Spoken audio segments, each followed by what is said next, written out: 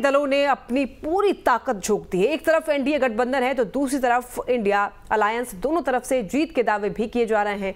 तो वहीं इंडिया गठबंधन की तरफ से चुनाव प्रचार की कमान खुद सीएम सोरेन ने संभाली है। वहीं एनडीए की ओर से बाबूलाल मरांडी और सुदेश महतो जिम्मेदारी निभा रहे हैं। अब तो आजसू की ओर से कल से चूल्हा प्रमुख का सम्मेलन किया जाएगा। इस बार हम संयुक्त रूप से मैदान में हैं। राष्ट्रीय जनतांत्रिक गठबंधन आजसू और बीजेपी का संयुक्त कैंडिडेट है, तो हमारे वोटों का जो बिखराव पिछले बार हुआ था इस बार नहीं होगा। तो हम आश्वस्त हैं कि हमारी जीत अच्छे मार्जिन से होगी, क्योंकि राज्य सरकार की जो विफलताएं हैं वो उनके लिए ही भारी पड़ने वाली है। देखिए, पिछले 20 सालों का रिकॉर्ड तो वही है और उसके पूर्व भी परंपरागत सीट रही है झारखंड मुक्ति मोर्चा की। और मुझे लगता है कि राजनीति है, चुनाव आया है, सभी लोग जो आजमाइश करें। और जहाँ तक डुमरी की बात है, डुमरी में बहुत कंफर्टेबल विन की ओर हम लोग बढ़ रहे हैं। पिछले बार के मार्जिन से ज़्यादा मार्जिन से चुनाव जीतेंगे, इतना तय है।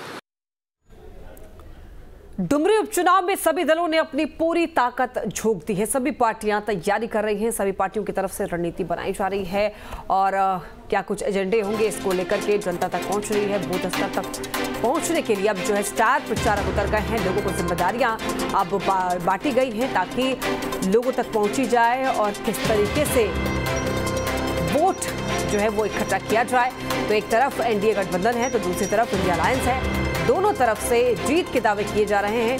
कहा जा रहा है कि डुमरी जो जगह है वो जेएमएम का गढ़ माना जाता रहा है, लेकिन इस बार एनडीए की तरफ से बिल्कुल ताकत झोंक दी गई है। ज्यादा जानकारी के लिए संवाददाता संजीव हमारे साथ जुड़े हुए हैं। संजीव, डुमरी उपचुनाव की सरगर्मियां तेज हैं, किस तरीके से पार्टियों की तरफ से तैयारियां की जा रही हैं, क्या कुछ रणनीति बनाई जा रही है? देखिए, निश्चित तौर पर लक्ष्मी बताऊं कि विनोद बिहारी स्टेडियम नावाडी में बाबूलाल मरांडी भाजपा के प्रदेश अध्यक्ष का कार्यक्रम होना तय हुआ था और उसी क्रम में आज जो है वहां कार्यक्रम हुई। और एनडीए के प्रत्याशी यशोदा देवी जो है आजसू की प्रत्याशी हैं, वो भी मौजूद थी और भाजपा के कई कार्यकर्ता यहाँ मौजूद थे। लेकिन बारिश होने की वजह से उनकी आम सभा नहीं हो पाई। और जब बाबूलाल मरांडी जब यहाँ पहुंचे तो अपने संबोधन में जितने भी लोग थे उनको अपने संबोधन में उन्होंने कहा कि केला छाप पर वोट देकर के भारी मतों से विजयी बनाएं और जो भ्रष्ट सरकार है उस सरकार को उखाड़ के फेंकने की जरूरत है। क्योंकि जिस 3.5 साल में जिस तरह से लोगों की जो आशाएं थी कि काम करेगी हेमंत सरकार, लेकिन उस पर खरा नहीं उतरी है और उसको लेकर के लगातार विपक्ष जो है हमलावर है सरकार पे। कई गंभीर आरोप उन्होंने लगाया है और लगाने के बाद जो है आम सभा खत्म हो गई है और यहाँ डुमरी के लिए बाबूलाल मरांडी रवाना हो गए। लेकिन जिस तरह से एनडीए और इंडिया के जो प्रत्याशी आमने सामने हैं, जिस तरह से यदि इंडिया की प्रत्याशी की बात करें जो मद्य निषेध मंत्री हैं झारखंड सरकार में, वो भी जनसंपर्क अभियान में लगातार लोगों से मिल रही है। लोगों से मिलने के बाद जो है लोगों का जन समूह उनके साथ भी घूम रही है। और लेकिन कहीं ना कहीं अब जो है कांटे की टक्कर है दोनों में। जिस तरह से 5 तारीख को शिक्षक दिवस के दिन जो है मतदान होना है और 10 तारीख को जो है मतगणना होना है, तो अब उसी दिन यह पता चल पाएगा कि किनके सिर पर जो है सिर मोड़ चढ़ा डुमरी विधानसभा का। जी संजीव, इंडिया अलायंस की तरफ से क्या कुछ तैयारियां की गई हैं? क्योंकि इंडिया अलायंस के लिए कहा जा रहा है कि एक तरीके से इसको सेमीफाइनल के तरीके से देखा जा रहा है ये चुनाव।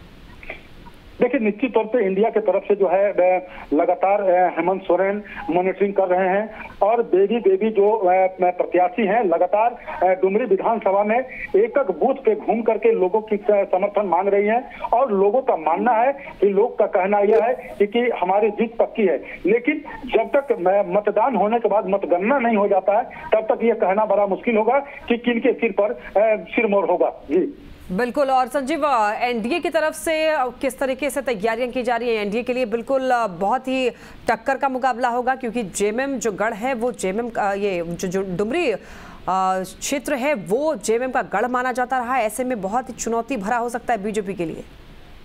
देखिए निश्चित रूप से लगातार 4 बार दिवंगत जगन्नाथ महतो यहाँ पे विधायक रहे हैं और अवर मंत्री भी रहे हैं, तो कहीं न कहीं डुमरी विधानसभा जेएमएम का गढ़ माना जाता है।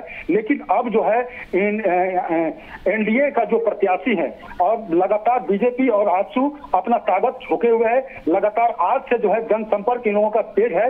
लेकिन ये लोगों का मानना है कि जिस तरह से आजसू को रामगढ़ में जीत मिली थी, उसी की तर्ज पर जो है डुमरी विधानसभा भी आजसू जीत करके दिखाएगी। लेकिन जब तक मतगणना नहीं हो जाता है तब तक ये कहना बड़ा मुश्किल होगा कि किनके माथे पर सिरमौर चलता है। लेकिन जेएमएम का डुमरी विधानसभा जेएमएम का दर है, लेकिन लगातार 4 बार जो दिवंगत जगन्नाथ महतो मंत्री रहे, अब उनकी पत्नी जो यहाँ पे चुनाव लड़ रही है, जो झारखंड सरकार में अभी भी मंत्री हैं और मंत्री के होने के बावजूद भी ये लगातार लोगों से मिल करके लोगों का समर्थन मिल रहा है। जी ठीक है सुजीत, बहुत धन्यवाद आपका तमाम जानकारियों के लिए।